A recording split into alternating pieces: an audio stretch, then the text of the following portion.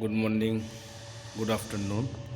Hello student, welcome to third sem civil. હવે આપણે આગલા લેક્ચર પર વાત કરીએ. આનાથી પહેલાં આપણે બેટા જોઈએ કે આપણે ઘણા દાખલા જોયા છે.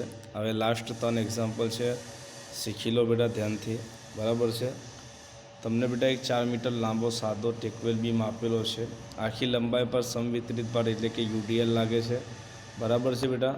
આ સાદો બીમ કહેવાય, એના પર યુડીએલ લાગે છે. આ 4 મીટર કહેવાય.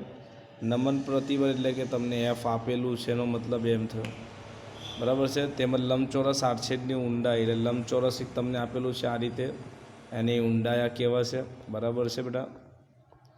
પછી બીજું તમને આઈ એક્સની વેલ્યુ આપી છે. તો સમવિતરિત ભારનું મૂલ્ય આપણે બેટા શોધવાનું. સમવિતરિત ભાર એટલે કે ડબલ્યુ લાવવાનો છે આપણને. તો બેટા આ રીતે ડબલ્યુ લાવવો હોય તો સૌથી પહેલાં આપણને શું કરવાનું, એમનું ફોર્મ્યુલા લખી દેવાનું. એમ બરાબર WL²/8. ઓકે બેટા, WL²/8. હવે આપણા પાસે સૌથી પહેલાં બેટા એમ નથી, તો એમ લાવવા માટે આપણા પાસે ફોર્મ્યુલા છે M/I = F/y. ઓકે બેટા, તમારી પાસે આઈ ગીવન છે, I = 8 × 10⁶, બરાબર છે. આપણા પાસે આઈ ગીવન છે. હવે M/I = F/y આપણે કીધું, બરાબર છે. તો આપણા પાસે આજે કિંમત જે છે અને વાય લાવવું હોય તેના અડધા કરી દો, 300ના અડધા 2. ઓકે બેટા, તો આપણા પાસે હવે મળી જશે વાય, બરાબર છે. હવે M/I = F/y આપણે કહી દીધું. ઓકે, તો એમ આપણને સૂત્ર કરતાં બનાવવો હોય, આપણને એમ લાવવાનો છે, તો I × F થશે / y થશે. ઓકે, આઈની કિંમત આપણા પાસે ગીવન છે, ઓકે, એફની કિંમત ગીવન છે, વાયની કિંમત આપણે લઈ આવ્યા, તો એમ લઈ આવો. 10⁶માં લખવી હોય તો ન્યૂટન × mm બેટા લખવાનું, અને 10⁶ ના લખવી હોય તમને તો કિલો ન્યૂટન × મીટર લખવું પડે, તો તમારું ઓકે કહેવાશે, બરાબર છે બેટા. હવે તમને એના પછી શું કરવાનું, તમે જે એમ લાવ્યા ને એને એમને સૂત્રમાં મૂકી દો. M બરાબર WL²/8. ઓકે, તમે ડબલ્યુને સૂત્ર કરતાં બનાવી દો, એટલે કે M × 8 / L². તો તમને એમ મળી જશે બેટા. ત્યાંથી એમ આપણા પાસે છે જ, એ મૂકી દો. એલ તમારી પાસે 4 મીટર છે, અને 4000 કરી દો, અને વર્ગ કરી દો, બરાબર. તમને ડબલ્યુ જે બી મળે કિલો ન્યૂટન/મીટર કહેવાશે. તમે ડબલ્યુ શોધી નાખ્યો. ઓકે, આ રીતે બેટા બધા દાખલા છે. કંઈ બી પ્રોબ્લેમ હોય તો મેસેજથી કાં તો વિડીયો કોલથી પૂછી લેજો, બરાબર છે બેટા. આ રીતે ડબલ્યુ શોધો તો સૌથી પહેલાં એમનું સૂત્ર લખવાનું. એમ ના હોય તો M/I = F/y પરથી લઈ આવવાનું. ઓકે, હવે બીજો દાખલો જોઈ લો બેટા. એમાં કંઈ છે નહીં. આના અંદર એવું છે, બહુ ધારક પાટલો એટલે કે કેન્ટિલેવર બીમ. આ નવો દાખલો, નવો મેથડનો. તમારી પાસે બહુ ધારક બીમ આપેલો છે, એટલે કેન્ટિલેવર બીમ ઇંગ્લિશમાં કહેવાય. 3 મીટર લાંબો છે. તમને એક લંબચોરસનું માપ 300/600 છે, 300/600 mm છે. ઓકે બેટા, તમને આપેલું તેના પર 25 કિલોન્યુટન/મીટર એટલે કે યુડીએલ. આના ઉપર 25 કિલોન્યુટન/મીટરનો સમવિતરિત ભાર આપેલો છે, બરાબર છે. તો મહત્તમ નમન પ્રતિબળ બેટા તમને F લાવવાનો છે, અને એનો આલેખ બી દોરવાનો છે. સૌથી પહેલાં આપણે ફોર્મ્યુલા લખી દઈએ. M/I = F/y. ઓકે બેટા, તો M/I = F/y. હવે તમારી પાસે એમ નથી, તો હંમેશા એમ લાવવો હોય જ્યારે તમને બહુ ધારક બીમ એટલે કે કેન્ટિલેવર બીમ આપેલો હોય, વિથ યુડીએલ તમને આપેલું હોય, તો તે વખતે ફોર્મ્યુલા શું લેવાનું, તો તે વખતે તમને ફોર્મ્યુલા લેવાનું M = WL²/2. તો વિચાર કરો, W એટલે કે 25 કહેવાય છે, બરાબર છે, ગુણાકાર L² એટલે 6, 3 નો વર્ગ 9 ભાગ્યા તમારા ભાગ્યા 2. તો 25 ગુણાકાર 6 કરશો તમે, બરાબર, 6 × 5 = 30, બરાબર, 6 × 2 = 12 એટલે કે 130 ભાગ્યા 115. ઓકે, તમે એ રીતે કરવાનું આપણે WL²/2. ઓકે, તો આ રીતે લેવાનું. એ રીતે ના લેવો તો ફોર્મ્યુલા છે કે તમારી જે યુડીએલ આપેલું હોય 25, એની આખી લંબાઈ 3 અને એના અડધા 1.5, એ રીતે લખી લો, બરાબર. એમ ના લેવું હોય તો આ રીતે ફોર્મ્યુલા છે. જ્યારે કેન્ટિલેવર બીમ હોય તો મુવમેન્ટ લાવવું હોય ત્યાં લખેલું છે સૂત્રો, આપણે સૂત્ર બતાવેલા તમને, બરાબર. એમ લાવવા માટે ત્યાં જોઈ લેજો સૂત્ર કેવું રીતે છે.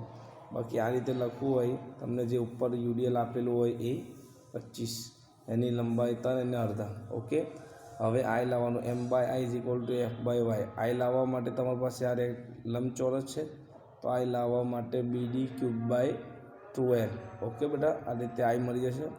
તમને લાવવાનું છે વાય, તો વાય લાવવા માટે મેં તમને કીધેલું બેટા, આ તમને જે આપેલું હોય એને અડધા કરી દો, તમને મળી જશે વાય. અહીંયા મૂકી દો તમે m/f/y બરાબર છે. તમને એફને સૂત્ર કરતાં બનાવવું હોય તો શું કરવું પડશે, આઈ છેદમાં જશે સાથેનો, બરાબર છે. બાકી m/y ઉપર આવશે. ઓકે, તમને એફની કિંમત જે મળે ત્યાર પછી એનો આલેખ જોઈ લો બેટા. તમારો એફ આવ્યો છે 6.25, તો 6.25 અહીંયાથી થોડો દોરો, 6.25 અહીંથી, તો એને જોઈન્ટ કરી દો, તમને કિંમત ન્યુટ્રલ એક્સિસમાં મળી જશે. તો બેટા આ દાખલા છે, બે રીતના દાખલા. કંઈ બી પ્રોબ્લેમ હોય તો પૂછતા રહેજો, બરાબર છે. હવે આપણો ટાઈમ આગળ વધતો જાય છે. હવે તમારી પાસે 21મો જે દાખલો છે એમાં બી નમન પ્રતિબર જ શોધવાનું છે, પણ એમાં મેન વસ્તુ બેટા શું, મેન મોસ્ટ ઇમ્પોર્ટન્ટ વસ્તુ એ છે કે અહીંયા બે વસ્તુ યુઝ થશે.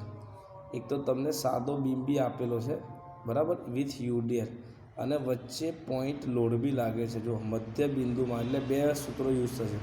અહીંયા બી તમને લાવવાનું છે નમન પ્રતિબર જ m/i = f/y, પણ અહીંયા એમ લાવવા માટે બે સૂત્રો યુઝ થશે. કેમ બે સૂત્રો યુઝ થશે, તો સૌથી પહેલો સાદો બીમ છે, વિથ યુડીએલનું સૂત્ર લગાડો, તો m = WL²/8, પછી પ્લસ બેટા કરો. કેમ પ્લસ કરવાનું, કે હંમેશા વચ્ચે મધ્ય બિંદુની જે ફોર્મ્યુલા છે આપણા પાસે એ કેપિટલ WL/4 છે.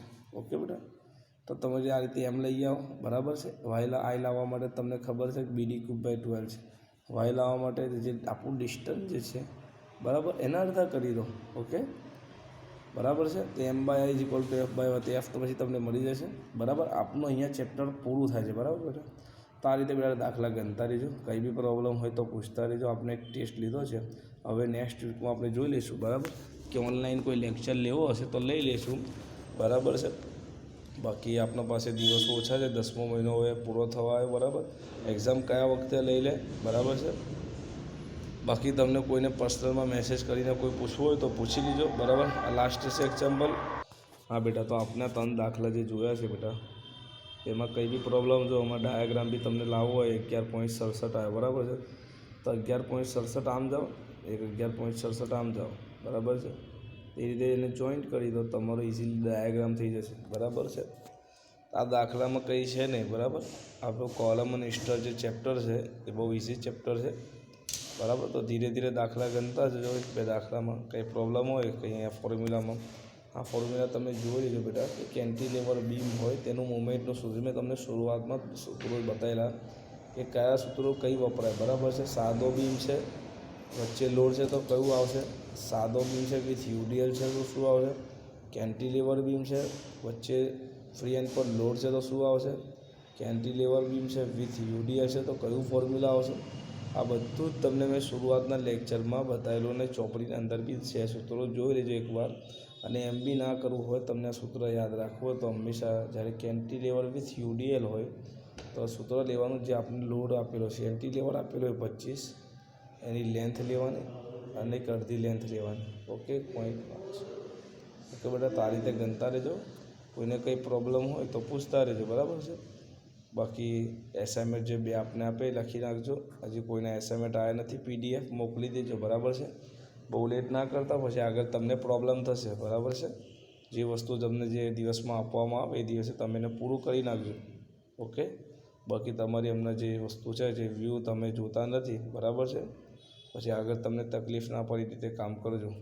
થેન્ક યુ બેટા. હવે આપણે આગલા લેક્ચર પર વાત કરીશું.